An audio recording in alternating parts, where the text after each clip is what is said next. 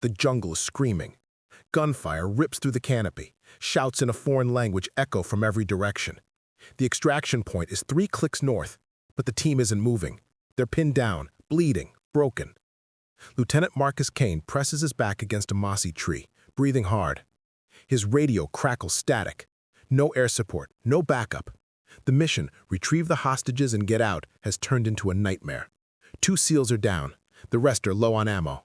The enemy is closing in like a tightening noose. And then there's her, Emily Carter.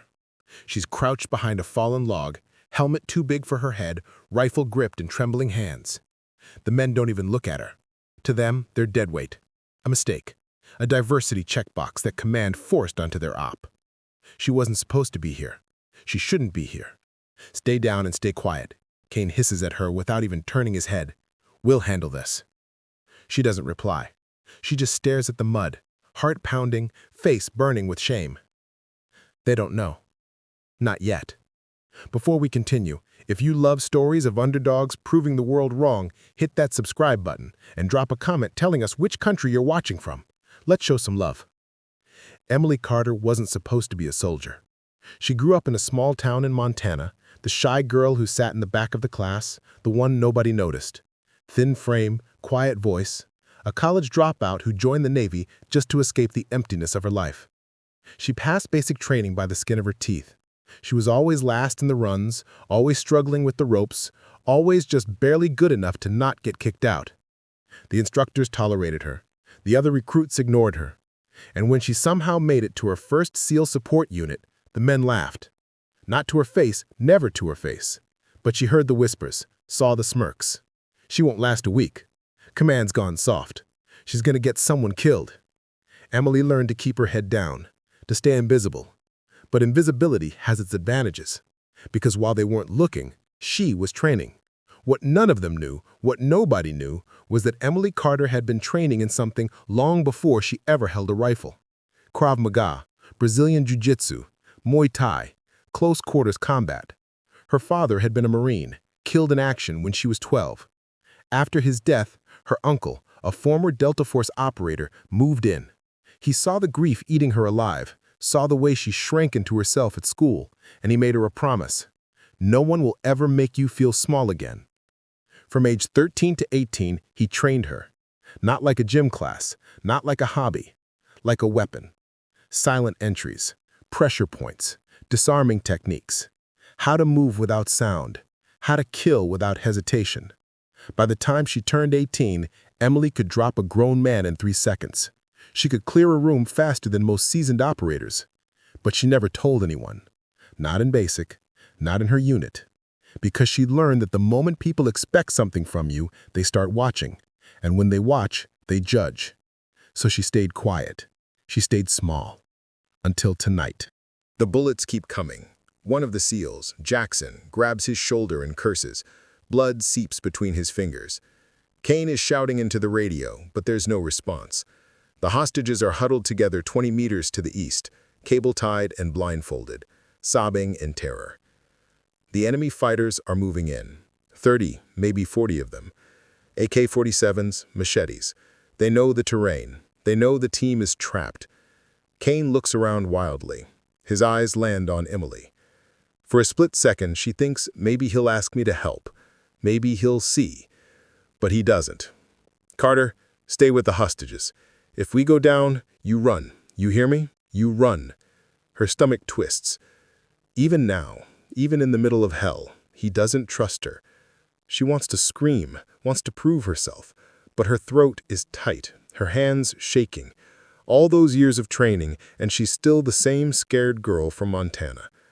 You're nothing, a voice whispers in her head. You'll always be nothing. But then, a sound. Footsteps. Close. Too close.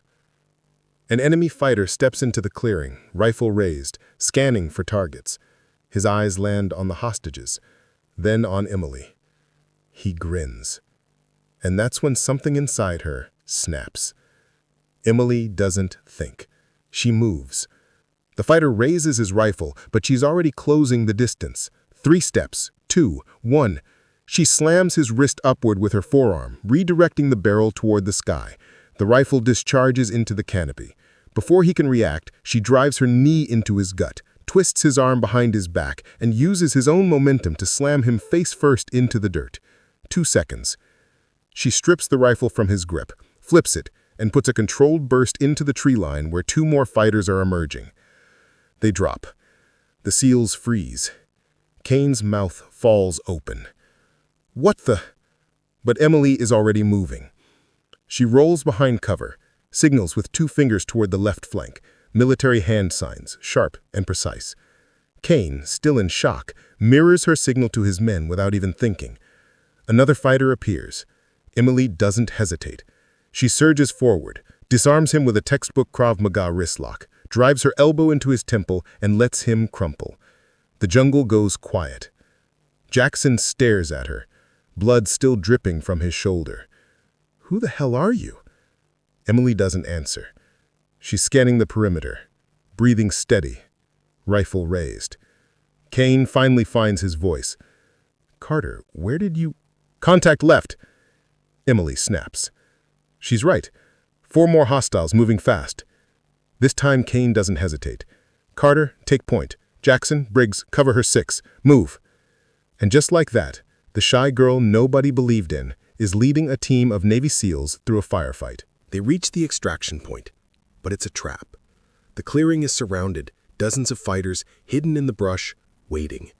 The helicopter is still 2 minutes out, 2 minutes they don't have. Kane sees it immediately. We're not going to make it.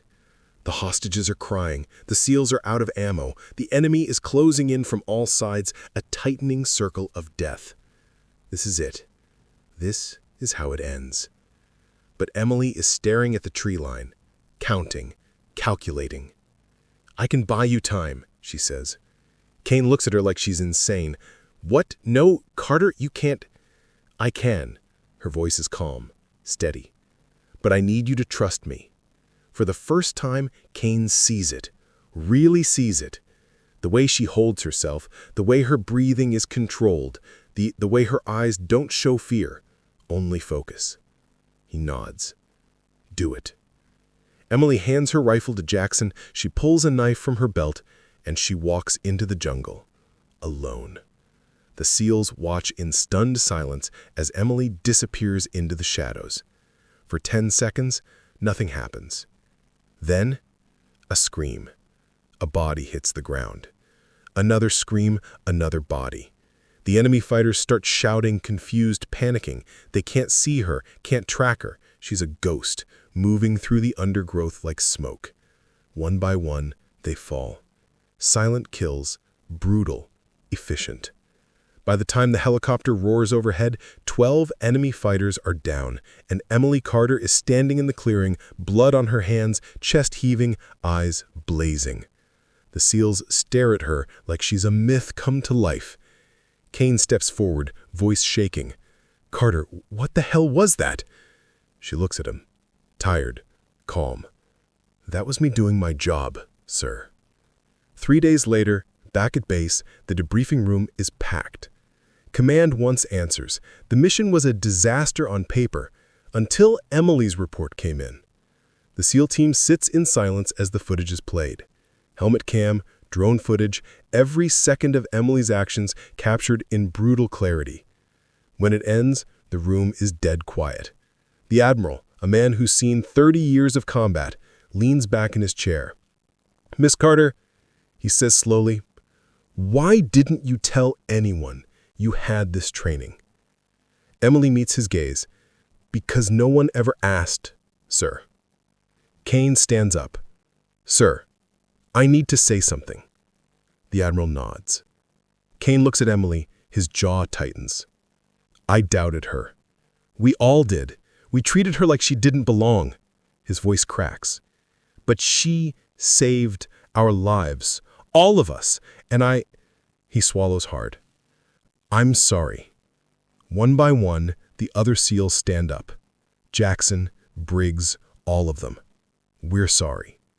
Emily's eyes sting, but she doesn't cry. She just nods. The Admiral stands. "Miss Carter, effective immediately. You're being transferred to advanced operations, and I'm recommending you for a commendation." He extends his hand. Emily shakes it. 6 months later, Emily Carter is no longer invisible. She's leading her own unit, training new recruits, earning respect not because she demanded it, but because she earned it. And every time someone underestimates her, every time someone thinks she doesn't belong, she remembers that night in the jungle, and she smiles. Because she knows the truth. She always did. Before you go, tell us in the comments which country are you watching this video from. And don't forget to subscribe to Her Force Tales for more incredible stories and hit like, share, and comment to support the channel.